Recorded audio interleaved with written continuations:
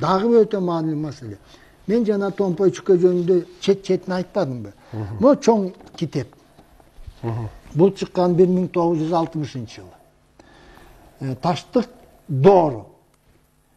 Хакас Минусун өрөөнүндөгү тарыхында деп. Берде атайын глава бап. Эмнеге арналган? Атайын чоң глава бап Томпой чүкөгө арналган. Бирок албетте алар терең маазмунун билбей, бирок илимпоз катары аракет кылышкан, изилдеген.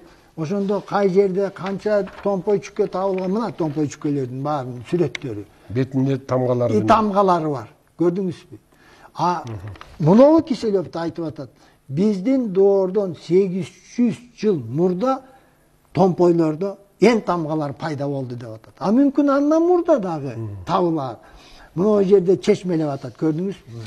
Ушунун баары Томпой чүкөлөргө арналган. Ошолордун мазмуну, анан максаты, эмне болду, чеңгөлөмү баары бу дагы мынауга тал келип атабы? Бу таштык маданияты биздин доордон 3 кылым, 2 кылым мурда башталган, биздин доордун 3-4 кылымына чейин камтыган. Мына бул санжыра менен мынау китеп, илимий китеп дал келип атат. Бул дагы бир далил. Муну мында коеюн.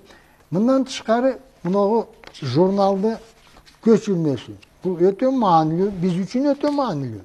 Себеби мына Түштүк Сибирдин археологиясы деген журнал. Кайсы жылы чыккан? 2005-жылы. Кай жерден чыккан? Кемеровдон чыккан. Бу илимий эмгектердин жыйнагы 23-чү чыгарылышы деп атат. Бу жерде биз үчүн эмне маанилүү? Афанасий маданиятынан 3000 жыл мурда ошол байыркы адамдардын жашап калган кыштак деп коелучу. Ошонун калдыктарынан казып отуруп, булар эмнени тапкан?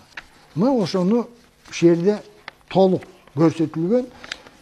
Булар биринчиден мүзөлөрдө Томпой чүкөлөрдү тапкан. Сүрөттөрү турат.